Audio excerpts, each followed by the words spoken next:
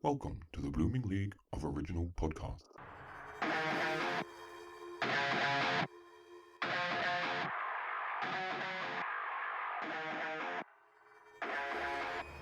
G'day and welcome to another edition of Thrash and Treasure, the Torture Chamber musical comedy podcast where two friends face off in a musical thrust, parry and compound attack, competing to land a winning blow. I'm Gareth, and joining me as always, the man who is the foil to my saber, my co-host Aaron. How you going, mate? Oh, hi. There you are. Looking good, mate. How you doing? Is that an LGBT pride shirt you are wearing? It is. It was the guys at Sleep Make Waves did a short run when we were all arguing about whether gay people should be treated as normal people. And they did this is their sort of their logo, the band logo, and they did a limited run of the shirt. So yeah. So I'm with my my gay brothers and my metal brothers too at the same time. Well, I'm sorry, but I disagree. No, I shouldn't be treated equally. I should be treated fucking fabulously. Thank you very much. Well, it's a fabulous t-shirt. Yep. The irony is you're wearing me on your shirt and I'm wearing you on my shirt because I'm wearing my emo kid shirt. My cheer up emo kid. Cheer up emo. No, but there's going to be. I can feel emo in tears in this episode coming up. Yeah. So how was your week? My week was busy. I've decided to upgrade the Wi-Fi in my house finally, and then I went and bought I upgraded my microphone settings. So I've swapped my Shure SM58 workhorse for a Rode NT-USB. I have no idea what any of that means, but I'm going to nod and smile and just go. Hope that it's good. You sound good. Yeah, this is actually a really nice microphone. I was really impressed. So this is the first real run of it. So happy with that. And I learned a trick from Dr. Dre and have surrounded myself partly learned with a few tricks from him. Heavy moving blankets because they're a shit ton cheaper than the dense acoustic foam that I've got on the rest of the walls. And if Dr. Dre can record an album in his house using moving blankets, then I can do a podcast in my office. So, cool. Well, if you don't mind the smell of piss in your office, then just go look for fucking old mattresses that people are throwing out and staple them to your walls. That'll do the trick. Moving blankets, Bunnings. It was like $30 each. Really? Awesome. Yeah. And now I'm ready to move anytime. Cool. Yeah. Excellent. Anyway, speaking of moving, we should move on. We should. You're not going to ask me about my week. It was only my birthday. Thank you, Gareth. But well, we'll move on. I want to show you what I got firstly, though, because I tried to show you the other day. I wish you happy birthday on the birthday podcast. Yeah, I know. Look, it's Wally, and it holds all my pencils. I'm a grown man with a shaved head and a beard, and I look like a fucking thug, but I have a Wally pencil holder. That's a moustache, not a beard. I know the difference. Yeah, I have got a mustache. No, I've got the stubble. I look like Walter White Jr. Well, so says me. So, anyways, guess what? What? Well, it's meant to be your line, but anyways. Oh, yeah. We've got a guest. What? Yeah, we've got a guest. Uh-oh. We have another guest. Oh, shit. Oh, no. Yeah. Don't make me do this. I shall introduce him. I hope it's no one I've reviewed so far, Gareth. I'd hate to do that to myself. That would be terrible, especially if he was sent a copy of that show. But no, I didn't do that. Today's special guest has been called The Tempest. He's not a fighter, but he has been known to engage in a bit of slow violence. Once unleashed, his vocal range will soar to heights reached only by the Valkyrie. So, in an attempt to beat the musical Ocean Rise, he has agreed to take the ascent into the madness that is Thrash and Treasure. Will this be the autumn of our discontent? And will we have salt rubbed in the wound? All I know is if I could send a message to my girl, it would be, don't give up, because we are so very excited to welcome vocal teacher, poet, and the voice of Australia's prog metal masters, Caligula's horse, Mr. Jim Gray. G'day, Jim. Hello, how's it going? Great. Happy birthday, Aaron. Oh, thank you. I wasn't fishing for that, by the way. I was just trying to make Gareth look like an asshole again. That's all.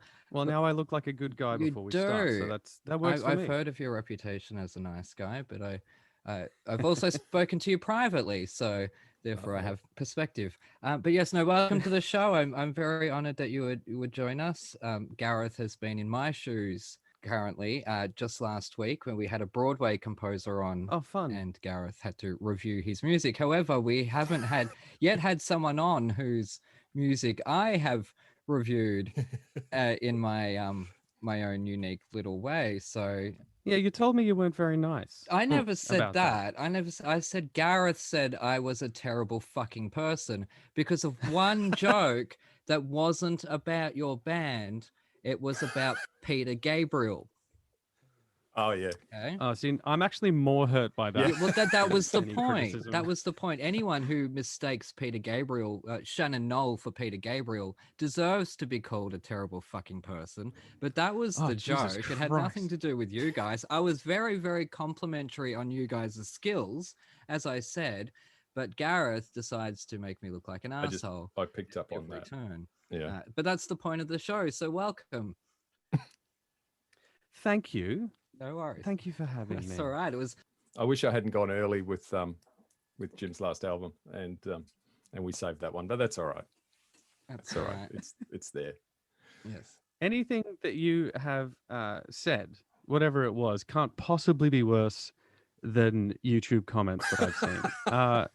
Yeah, because they're not usually It seems funny. that those people are just out to hurt people. No, well, that's true. I don't want to hurt anyone. That's the thing. I want to roast, yes, because we're in a war for one thing, right? This is two competing genres going at each other, right? But also I'm being brought into this world of music that sometimes is going to grate on my tits, quite frankly. Sometimes I'm going to love it, right? But every time I'm always going to come in with sassy roasting jokes done with love, regardless of if I love something or hate something, because I can see the talent there or the potential beyond the genre that you're playing. This feels like a Disney disclaimer. Like this I'm so defensive. Contain outdated views. Look, in the episode we've just posted, I got called a massive prick by the guest. So I'm currently, my defenses are right up right now. And I've just walked myself into this situation. Yes. So anyways, I'll let you guys talk. I'll shut up. No, because we're going to, well, actually I've got a short review. The album that you gave me, which was, and I'm going to have to read it. I gave you both a musical this week. Yes. I also have prepared a statement. I cannot. Through your lawyers. Yeah. Oh, God, that'd be 2 weeks in a row. Someone's threatened me with their lawyers. Shit. That happens a lot. So we got collectively the 25th annual Putnam County Spelling Bee. You did. My great friend. What did you think? Who I've never met, to us. Mr. William Finn, who I call Billy Finn because, we're close like that. Yep. And the first words I wrote was, ugh, this is so William Finn. Old mate Billy strikes again. It was, there is a style. Oh, everyone's got a style. He has got a style all his own. Mm-hmm. And this one was absolutely dripping in it. And it came as no surprise to me that it's won a shit ton of awards, and it was voted this, that, and the other thing. So, because clearly I have no idea. He's an evil genius because he put a bunch of songs in called Goodbye, and I thought 6 songs in, yep, show's over. All right, nope, no, there's another one. So he keeps through it. Look, it's a mix of seemingly saccharine sweet story about a spelling bee. It's such an odd thing to talk about, and there's it's kind of funny and sad. Like the sad bit, my friend the Dictionary, there's a little girl and she saved a seat for her dad, and it hits you in the, because mum's away somewhere in India, just dipping herself in the Ganges, and dad's just doesn't turn up ever. So that was kind of sad. And then in an attempt to rhyme with Christina Ricci, she pronounced Nietzsche as Nietzsche, and I'm done. That's it. You can't just change someone's name to make it. No, I'm sorry. Have you heard some of the abominations to the English language that have come out of the music you've given me? Don't give me that nonsense. Move on. It is not Nietzsche. Grow up. It is not Nietzsche. I could nil point. It is not Nietzsche. You can't. Anyway. She's 12. Okay. And here's the thing. Yep, She's sorry. 12. There's a You're bunch of wrong. 12-year-olds. So now, right in the middle of it, Billy Finn being Billy Finn, he chucks in a song about an erection. This is goodness me. the unfortunate erection. That is probably the most uncomfortable I've been listening to a musical. They are played by adults, you realize. It's still a rather still dirty talking- show all the way through. Like, it's quite This is rude. the thing, and I heard that there's like a blue 18 version. plus version of this, Yeah, and I'm it thinking gets even ruder. Yeah. which is all wrong because we're talking about 12-year-old kids spelling, words. So, and it's Well, okay. Anyway, I didn't like Come on, it. you have the whole schoolgirl image in fucking porn. Don't give me that nonsense. Like, That's but Britney this Spears, isn't that's not my porn. This thing. is comedy. Okay. Yeah, There is I a didn't- difference there. I didn't find it funny. I Is it though? don't get I don't get William Finn at all. And Well, he's very esoteric. Yeah. I don't get it. Anyway, you need a certain level of he gets- intelligence to understand him. yeah, I don't have that intelligence. He gets one Sorry, star I'm from me. kidding. I'm kidding. No, Oh, he gets 1 star, honestly. And this I is want a adorable little show. It's one It's act. not. It's not like- too funny, and I it's don't know. clever, and it's is it it's though? smart. Okay. Yeah, and it plays off all these cliches in the spelling bee world. yeah, I see, saw it that's- in it's when people ask me to spell things, it just puts me under pressure. I think that's what I've got spell check for. Anyway, I would like to know what our guest thought. Yes, me too, because I'm very, very interested after what I know about Jim that Gareth doesn't actually know. Yeah. Listen, I don't know if you do want to know, to be honest. A quick capsule review. Didn't like it. Yeah. But I have prepared an official statement before I resign as Premier. Premier of New South Wales, obviously, Yes. because Anastasia Palaszczuk over here is a fucking mad dog. Yeah, we need her. Keep her. And Gladys Berejiklian can go get fucked. I don't know who any of right. these people are, but $1 in the jar. Let's just assume that, Yeah. that I'm very smart and politically minded. Let's go with that.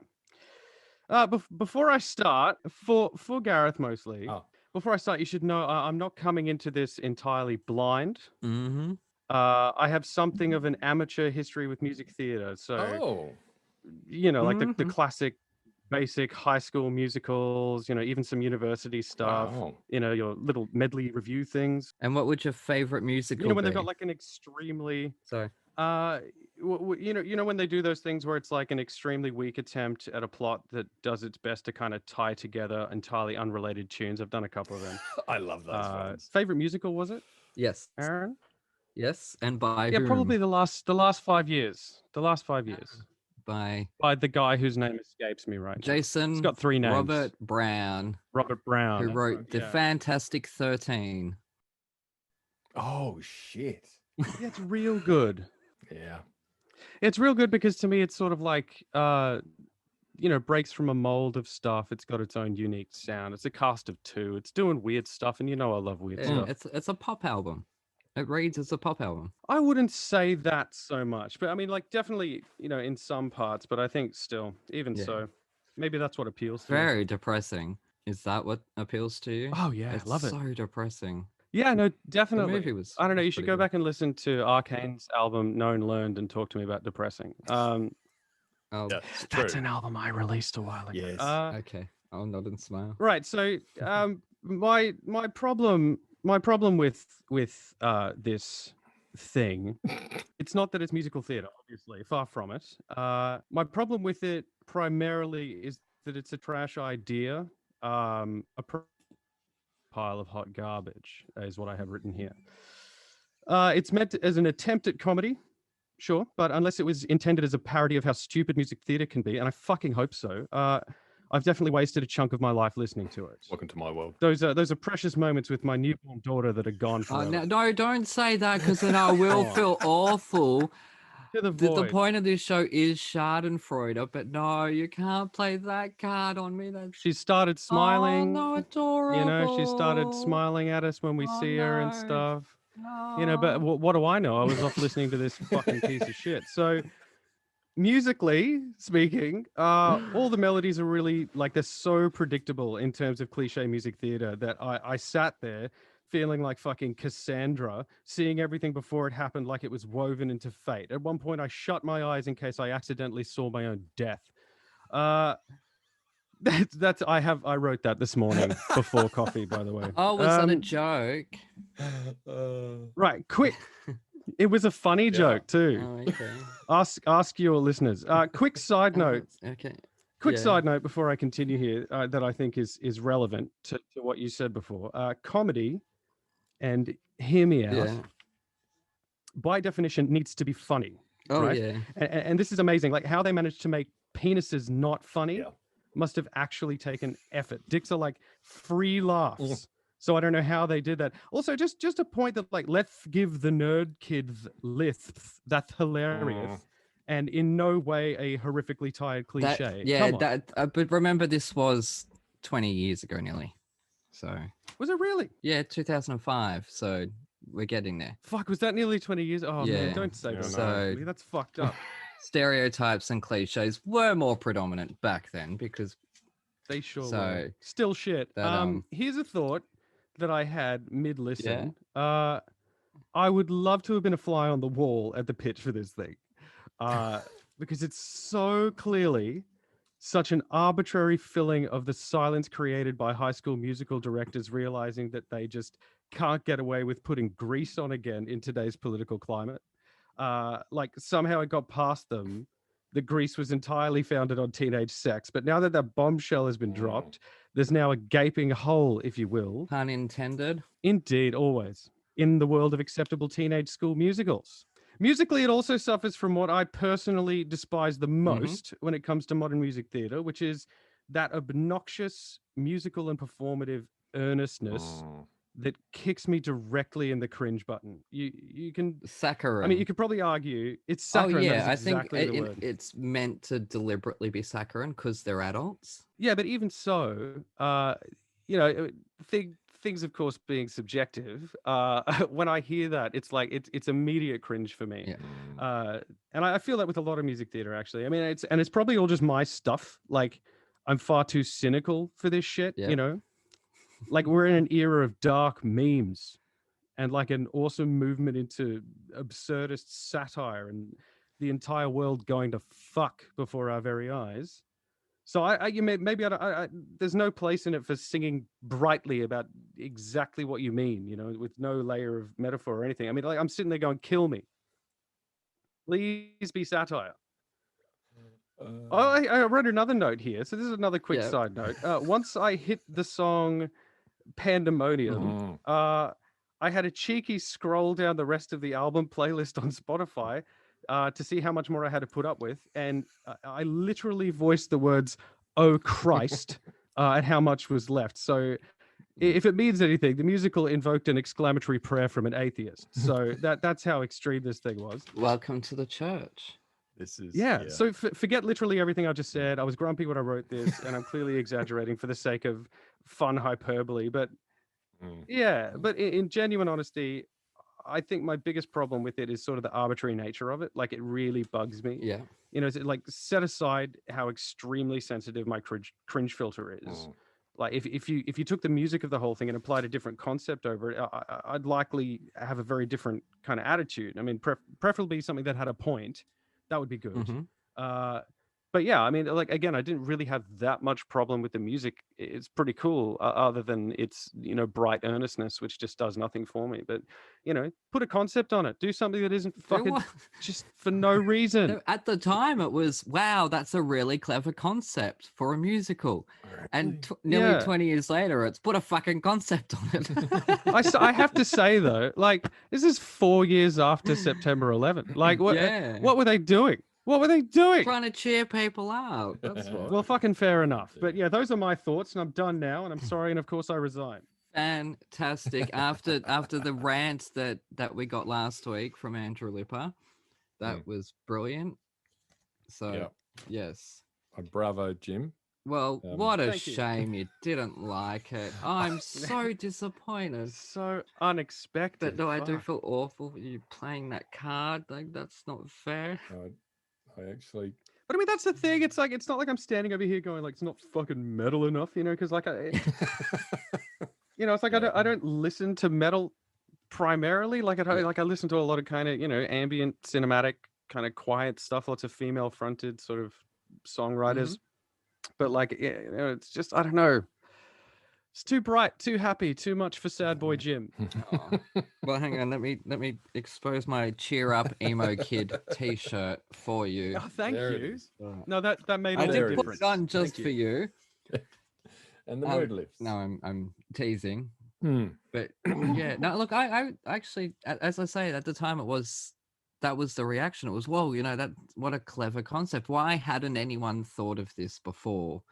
And because as it turns out, it's a bit. That's not. Not every idea is a good one. Yeah, it's not, because there's a whole audience interactive portion where you've got members of the audience that are up on the stage being part of it. Oh no, Right. no. And that's where pandemonium happens, because the audience members are given words like dinosaur or apple. They're given really easy words. And so the characters are all like, screw this, like life's pandemonium because of it or whatever. So they sort of have their freak out. If I wanted Cirque du Soleil, I'd go to Cirque du Soleil, and I wouldn't.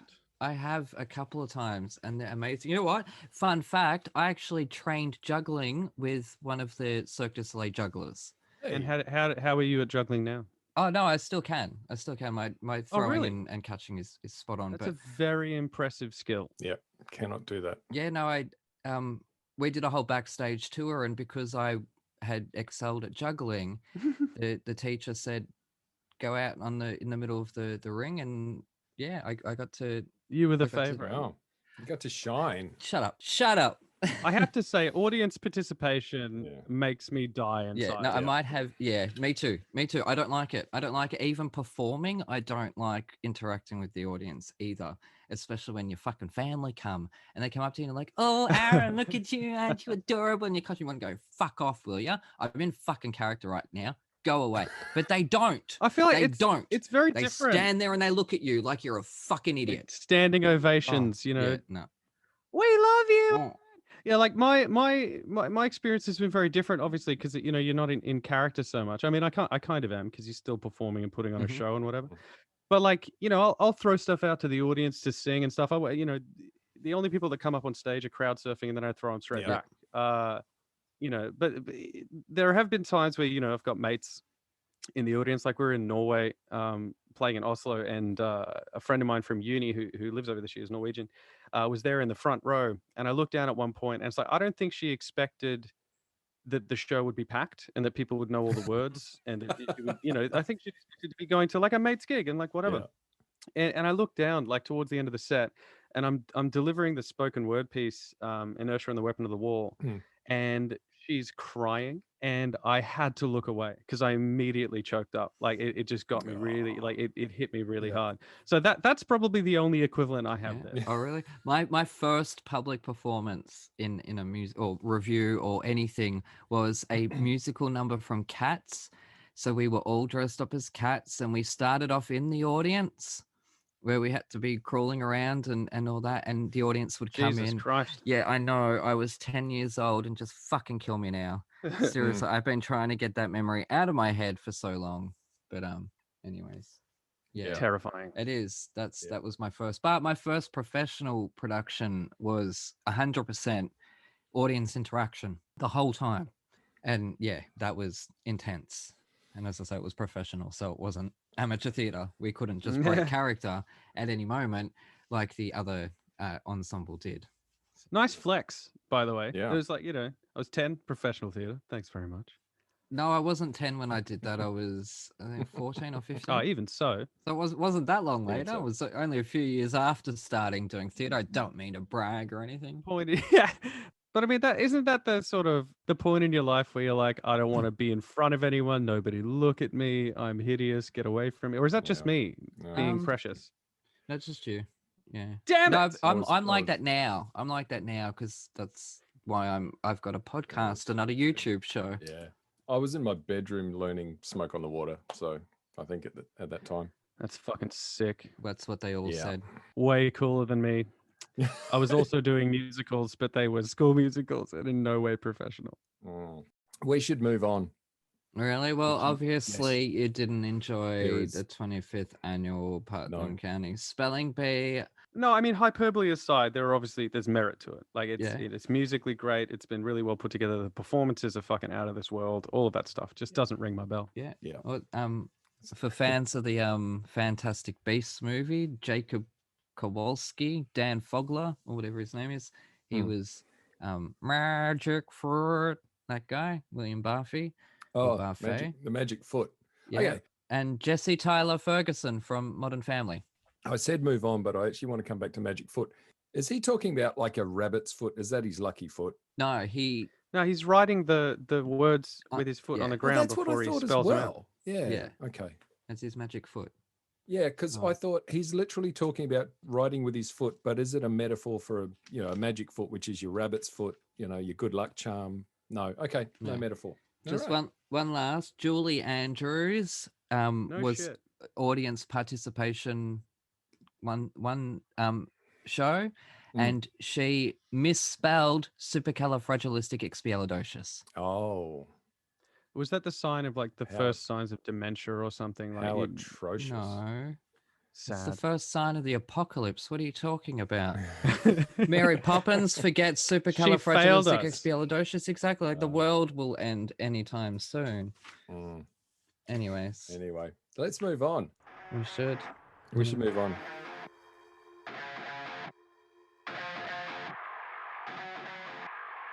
Coming this summer, winter, spring, or fall, the first ever musical theater sitcom, where you go behind the scenes of the latest West End show, the Fosse Forest Ballet. Where's the important stuff? Aha!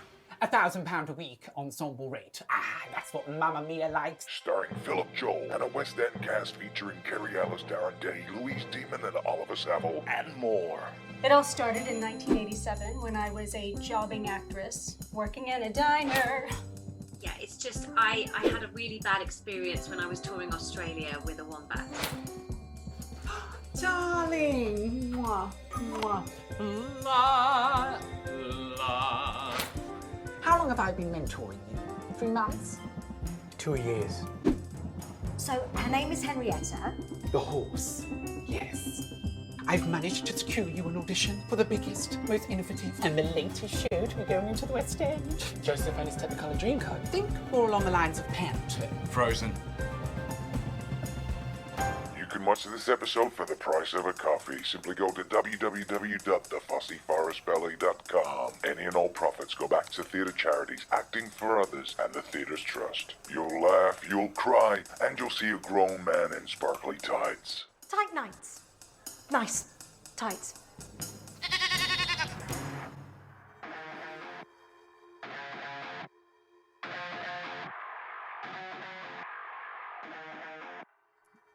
Because I want to know, because the next one was, Yes. there was a couple thrown up, and this was Jim's first one, and then the second one, and when he threw me the second one, I kind of thought maybe we should do that, but I'm actually keeping that one for later, because there's different ways of challenging people, and it doesn't just have to be heavy as shit.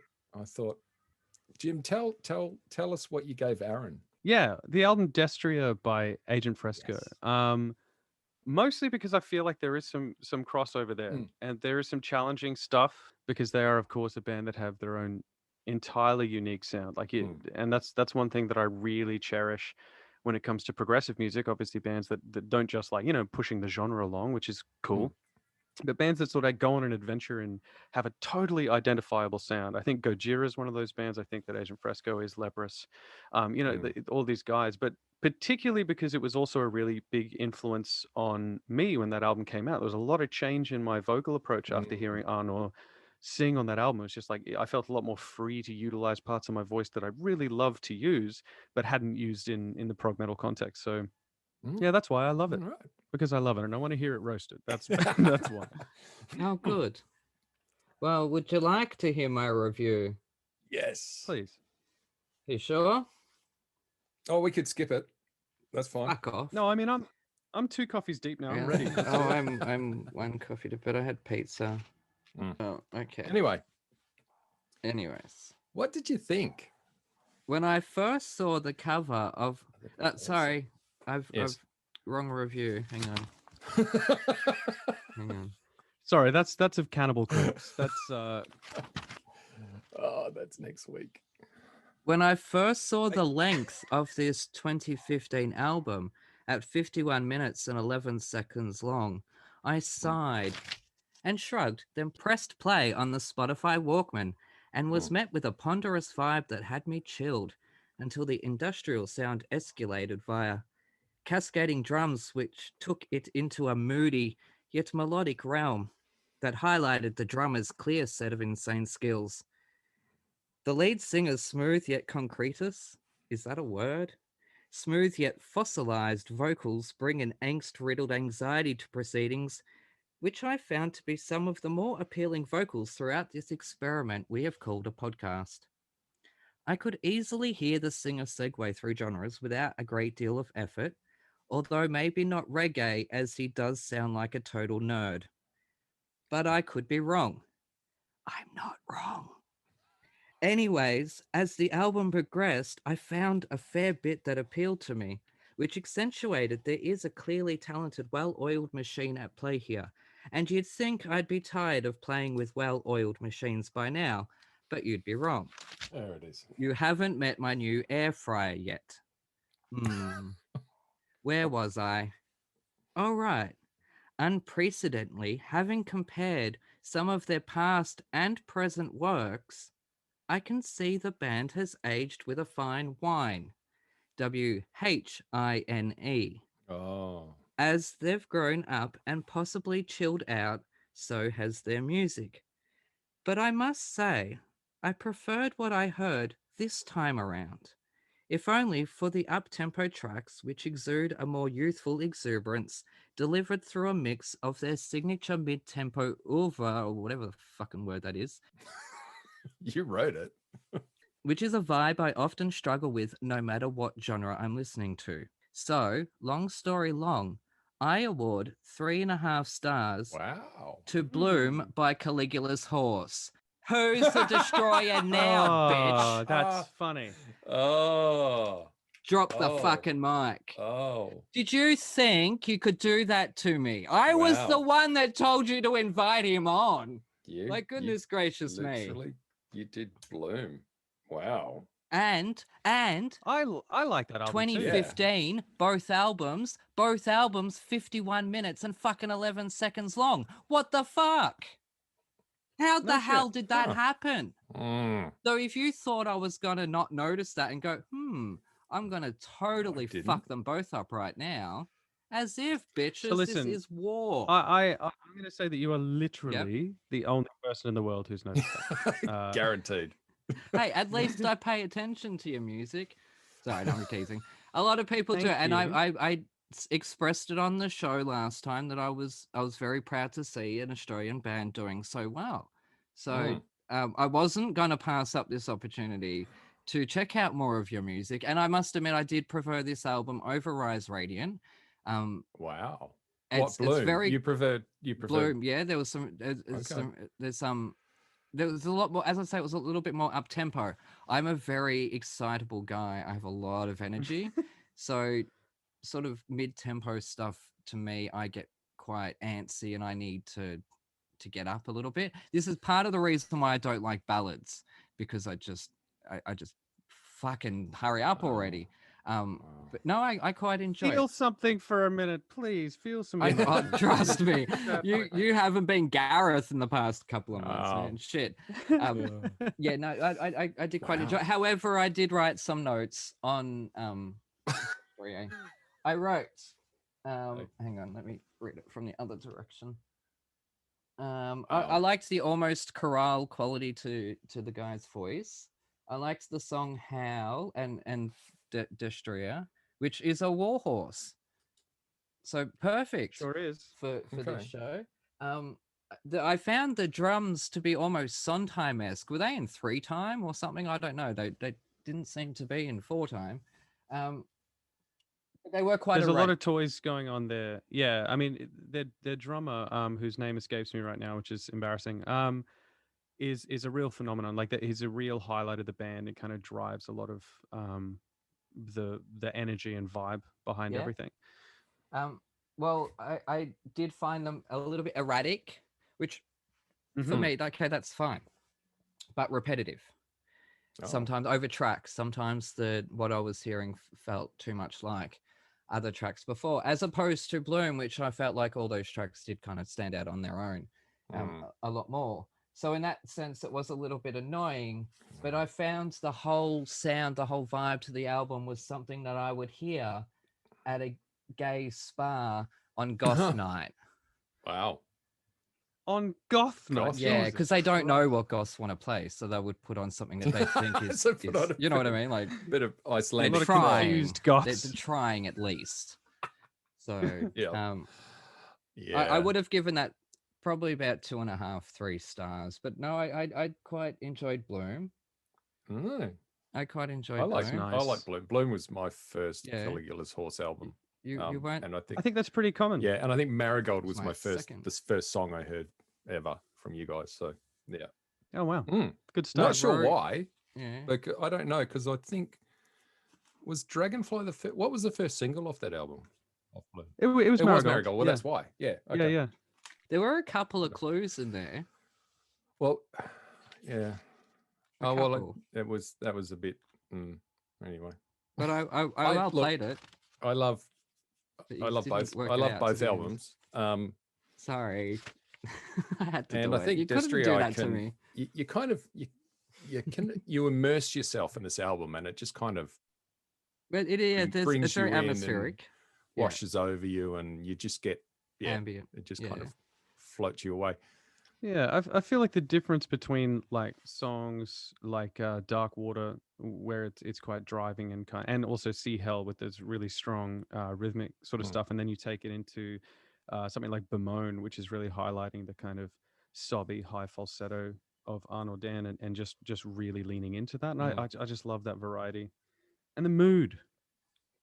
It's the mood of it. It's interesting when I chucked this on, and my girlfriend turned around and goes, "What's that?" I said, "Oh, it's what we're listening to." And she thought, just as a casual listen, she thought it was actually that was you singing, Jim. So but I said, nice. I said, yeah, there's similarities there, and I said, it's strangely enough, that's what Jim chose. So yeah, but there definitely is, and I was gonna ask you this on this one, and I was going to say which came first, but they obviously both came at the same time. The chicken. So it's hard to say. Like my memory is just full of holes. It's terrible. I don't remember anything. Do you want me to look up while you still? Well, I mean, I do remember that we were doing a photo shoot, and I think it was for some River's End stuff when we were listening to Agent Fresco, and it was just on in the background, and I hadn't heard it before. So I reckon it was before Bloom, or at least during when we were writing it. Yeah. But it wasn't until I think In Contact until I really sort of toyed with those falsettos and stuff that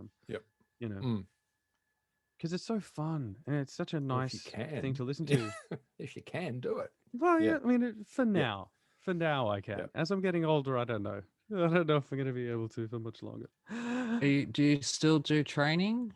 Well, I'm like regularly rehearsing and exercising every day. I lost my voice last year across 2020 through just misuse and not singing anymore and being deeply depressed.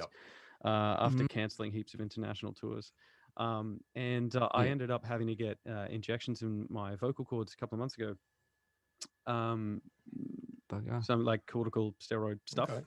And the recovery's been pretty long from that, but I'm starting to get it all back now. But I think overall I've lost about a tone from my highest sort of falsetto, which is a bit sad. But bringing it down, bringing the whole mood down with this. There goes Debbie Downer. There goes Gareth, the Judas Priest cover. You won't be covering them anymore. Shame. Yeah, as I told you on Facebook in a couple of episodes, I'm going to say that I'm going to talk about you and say that if Jim Gray was to get professional training, classical training, you could kick ass at musical theatre. And Gareth starts going, oh, bloody doesn't, blah, blah, blah, blah. But listening to that, when you don't look after your voice, what happens? You fuck it up. You do. I do have classical training, though. I mean, that's the thing. I sang in fucking church choirs since I was like 9 years old, and then went to university for classical voice, and then jazz voice. Then I've been singing in bands since I was 18. So Excellent, good, good. Now, see, I didn't know that when I suggested it. Right, I was offended on Jim's behalf. No, you didn't know that because you didn't even know he did fucking musical theatre. Okay. I found it. But no, I think there are a lot of parts in musical theatre that I think you could play. One of them is, funnily enough, in a William Finn musical called Falsettos. You would make an excellent Marvin in that. Except Marvin's a dick. No, Marvin's a dick in trousers and through some of March of the Falsettos, but he does kind of learn his lesson. All right, no, I can the play whole a dick. story it's like being told. my whole self. That's fine. Yeah. I'll take it as a compliment. Gareth has a problem with characters who are dicks because he doesn't relate to them, and I don't know why, because he can be such a fucking dick sometimes. Yeah. So anyway, no, he can't be. I'm teasing. Anyway, I'm teasing. So you gave you gave Bloom 3.5 stars, and what does Agent Fresco get? It would have been a 4, but you played that card, and I started feeling awful. What card? You took time away from spending with my beautiful baby daughter. No, revenge. That's not fair. It's a half a star revenge. That's not fair. But while you were doing that, I knew all along that I had reviewed your album. So I thought, he thinks he's playing me right now. Bitches, what show are you on? Really? This is the power of the reviewer. This is what you hold. This is the you're in control of the zeitgeist. It's team musical. This is literally why I write reviews. So anyway, it's to punish the wicked. the wicked. Yes. Another point on Destrier, just quickly. Go anything. I think for me, again, and this is my stuff, because not a lot of people sort of focus on this kind of stuff, but lyrics are like an immense focus of mine. I spend a huge amount of time trying to perfect lyrics and sort of capture a style and do all of that. And I think that on Destrier there's some beautiful moments. Like I think See Hell is inspired by Arnold. The singer was attacked on the street, and injured quite badly, and I think it's kind of exploring. This is as far as I know. I think it's exploring, the idea of vengeance and like the do I sort of go and be violent myself and sort of try and feed that anger and put that violence somewhere, or can I sort of find a peace in it and whatever else. My hands reaching for hell, I think, is the theme of it. And not being able to escape that thing, that violence that's in you, that's been put in you by someone else. So I love that song for many reasons, but the lyrics in particular. I'm down with that. I like lyrics. I didn't. I paid more attention to the music this time, if I'm honest. No, very, very common, but it's a passion of mine, so I really pay attention to it. But to be fair, this is my 7th recording in 10 days. Yeah, something like that. And I've been editing lots, so I have so many voices going through my head that I really did just focus on the music more. However, with Bloom, I did focus on your vocals and where I could hear the potential in things. I'd like to see you do Sweeney Todd. In fact, I want to direct you in Sweeney Todd. I'm going to put that out there in the universe. I'm not the world's biggest Sondheim fan, if I'm being honest. Okay, well, it won't be Sweeney Todd. It will be something else. It will be Falsettos, because I love my Billy Finn. Why not? And our first guest was one of the original cast members, so that's a good flex. Nice flex. Yeah. Love it. Yeah, thank you very much. So, we only have the best on this show. We don't have so amateurs. I told her what I thought of it, and she told me why I was wrong. So that was fun. Yeah, that's good to know. Yep. Yeah.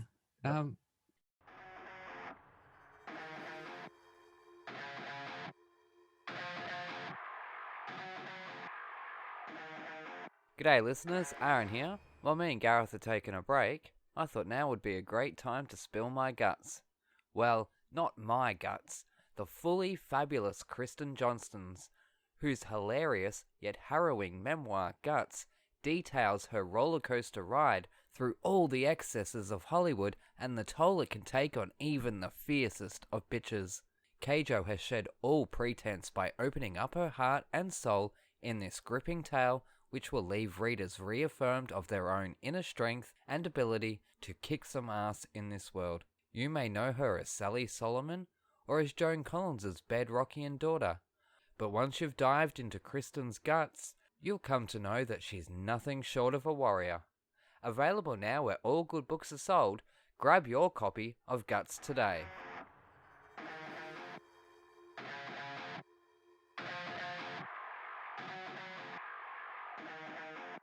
Questions, interviews. We should move on. You said it's been a good year, but it hasn't. It's been a fucking terrible year. 2020, Jim, was a white. That was forget it. And when I go back to, I was chatting to your guitarist Sam Vallon on the release of Rise Radiant, and it was like, yeah, we're putting this out, and we know we're not going anywhere, so it's kind of weird. So 2020 was a write-off, and now 2021's kind of looking the same way. And I know you guys have just had to again cancel a bunch of US dates.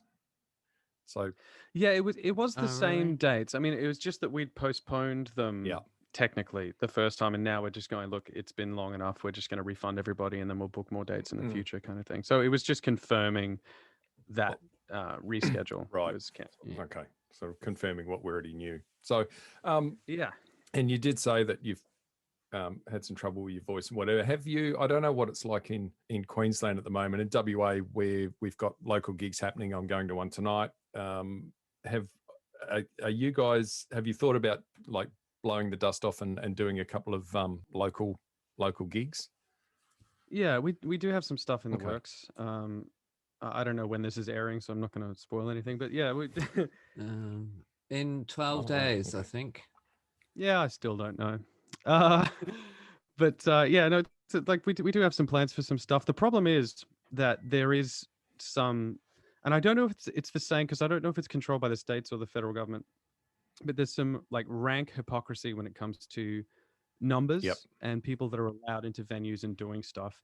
When it comes, like you go to the footy and it's like tens of thousands of people, and then it's like, my progressive metal show is going to pull 400 to 600 people. Like, man, just it's obnoxious. And I know that it's not the same because people are really close indoors and stuff, but at the same time, if we've had zero community transmission and you're putting people into a football stadium, like, you're ruining people's livelihoods by preventing something else. I mean, the amount of like production costs that we have for every show, especially if we're going into state for travel costs as well, is not going to be covered by putting 200 people in a room. Yeah. It means that like putting on a show is literally pointless because we can't cover costs. So yeah, I mean, that's a big problem for us as well. And also, we do have our sights set internationally, because you got to keep moving forward. You got to plan this stuff quite far ahead.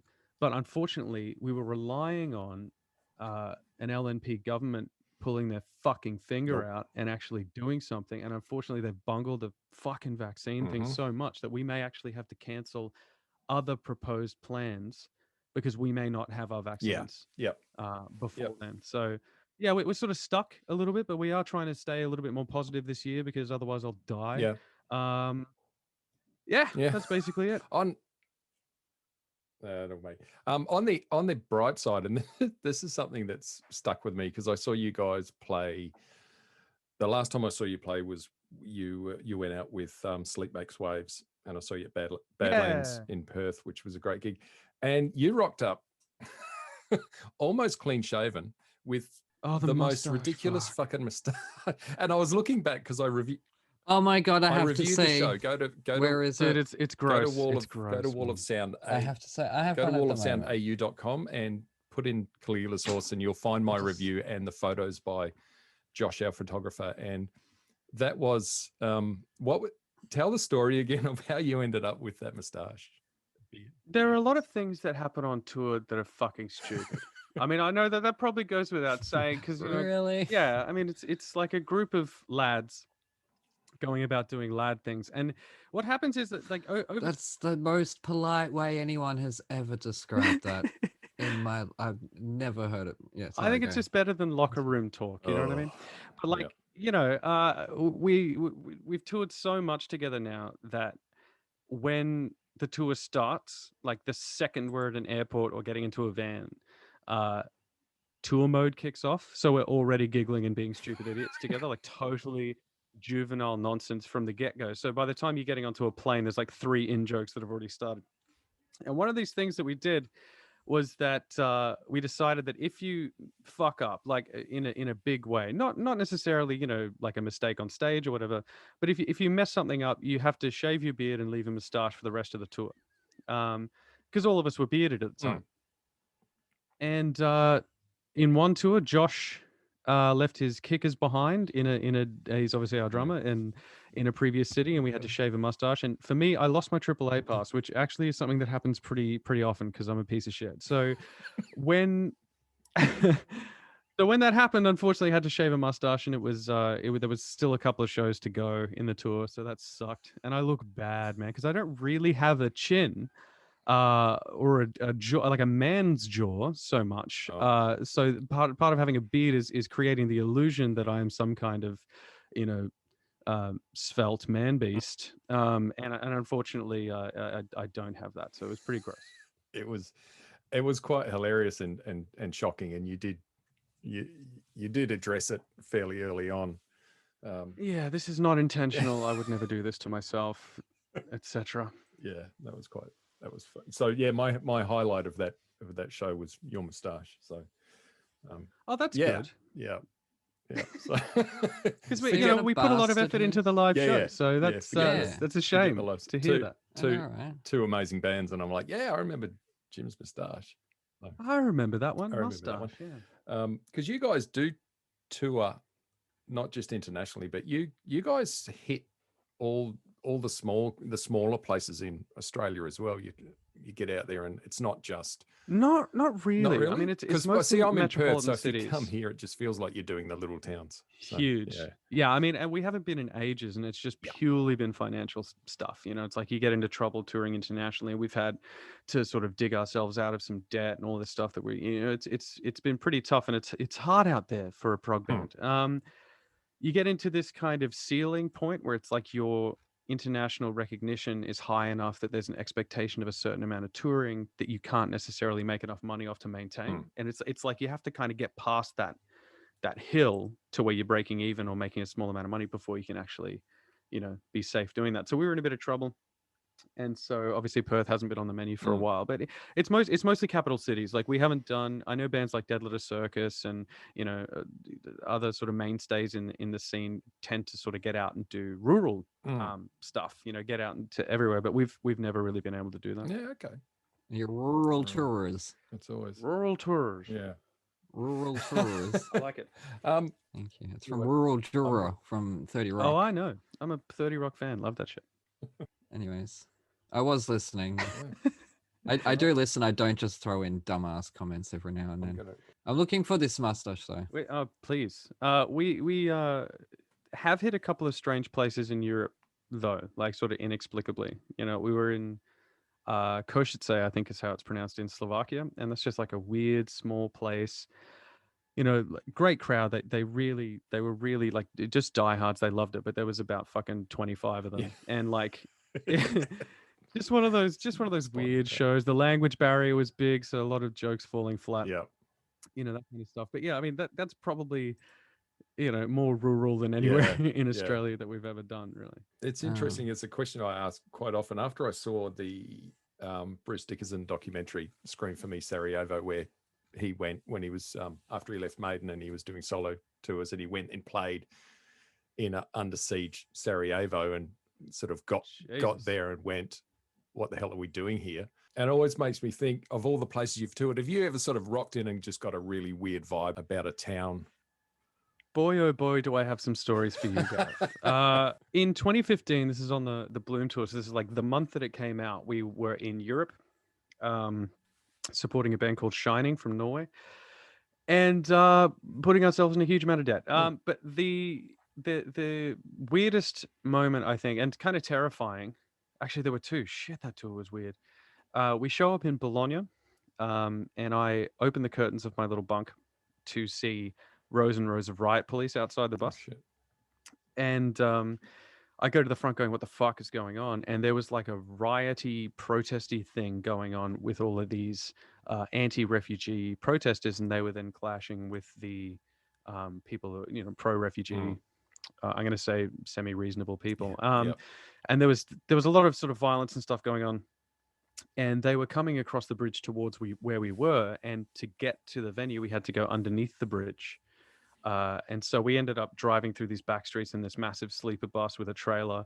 You know, we picked up and moved Italian cars onto the curb so we could get it around corners, and like separated the trailer and walked it by hand underneath the bridge, which of course looked sus as fuck to the helicopters. Just a bunch of tattooed guys up above pushing a trailer. Yeah. Nothing untoward. And they sent the guys, obviously the helicopter saw it, and they sent the guys after us, and they were demanding to open the trailer, and they didn't really speak English, and so it was a bit spooky. But we opened it up, they saw the guitars and rolled their eyes and left. And it quietened down, and then we played the show that night. It was very, very strange. But unfortunately, that tour was also at exactly the same time as the massacre at the Bataclan in Paris. And we were about 3 nights out from Paris when that happened. And there was a lot of sort of fear. I didn't want to play the show, you know, and we ended up discussing it and went, no, we got to go ahead with it. And it was actually one of the most beautiful shows we've ever played, because they came out, packed the house, and, you know, didn't let fear control them. No. It was very strange. Very, very strange. But yeah, cool stories, man. Yeah. Cool story, bro. That was a very cool story. Yeah, cool. Did you have questions, Aaron? Oh, I was actually in the middle of writing a question, and I stopped to listen to that story about protesters. You can ask me half a question. All right. No. Okay. If you were to, you're on a plane with a. Oh, no, actually, that shouldn't be a plane, should it? Considering who's in the first one. You're on a boat with a bunch of rock stars, and you're about to sink. So who are you throwing off? Buddy Holly or Elvis Presley? Elvis weighs more. And he's boy. I mean, they're both dead, so it doesn't both. You know. Does it matter? Am I ending lives? You're keeping Buddy. Literally just ballast at this point. Just chuck him. Ozzy Osbourne or Alice Cooper? Can't go there. We're going there. I'm gonna say Ozzy, just purely because I have a lot of respect for Alice Cooper, and I'm told that he used to hang out with Groucho Marx a fair bit. So I'm gonna keep Alice. All right, you can stay. Okay. Yeah, I think. Billy Joel or Elton John? Billy. No. You're keeping Billy. No. You're throwing Billy. Keeping Elton. Okay. I have a lot of time for Elton John. In fact, another little cool story. You're making me choose. Yeah. Why would I? Yeah. But we were filming the film clip for Slow Violence somewhere. I can't remember where exactly, but we were quite close to the winery where Elton John was playing like one of his last shows in Australia. And so in between takes and stuff, we could just hear all the classics being played, you know, from a distance. It was really cool. We got like a little taste of Elton before he sort of left. It was weird and cool. There we go. Wow. There we go. Oh, awesome. No, I love both of them. They've both got some great songs. But Elton John, I disagree with you both. I have some friends who would hate me for saying I hate you for saying that. Billy, let's see if your friends will hate you for answering this one. Sam Vallon or Josh Griffiths?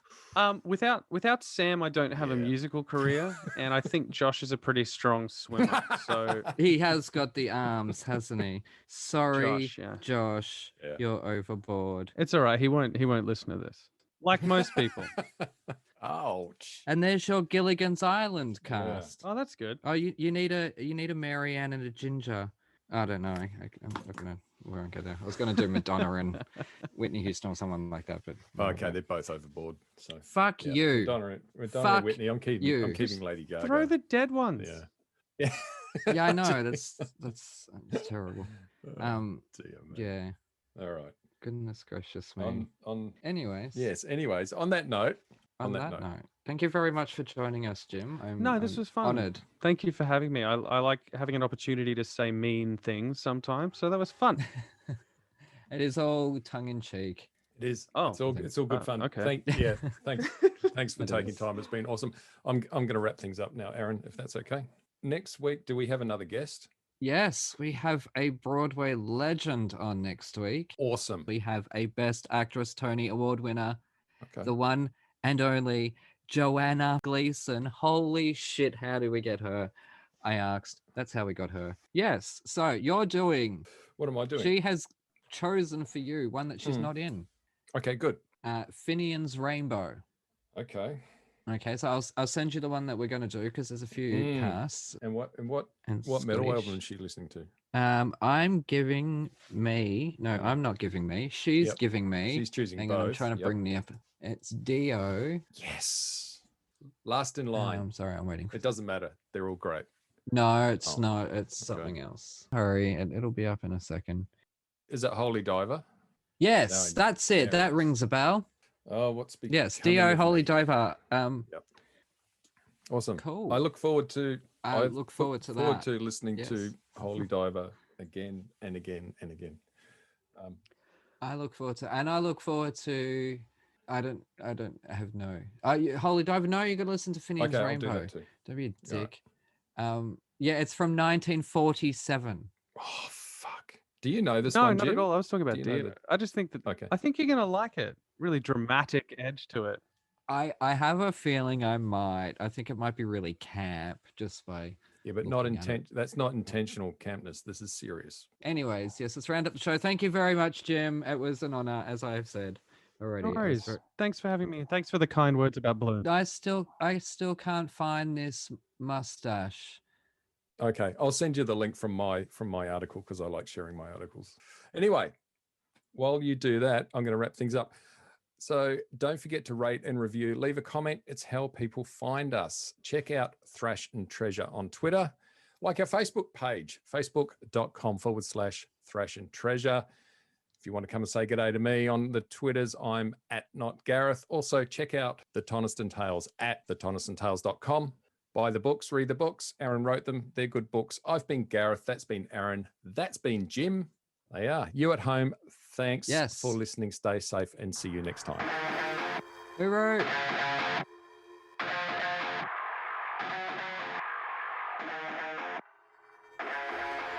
Shall I do welcome to the podcast? You're with Gareth and Aaron, or I'm Gareth and you're Aaron, or no, you can introduce me. Okay. I'm if you want to introduce me as your idiot sidekick, that's absolutely fine. No. Why not? Like, I'm down because the tables might be turned halfway through it, and people are going, he's not the idiot. The other guy is. Yeah, that's the whole point of this show. Let me have a few tricks up my sleeve, please. You can't put me at that disadvantage already. Let's try that. Okay. All right, here we go.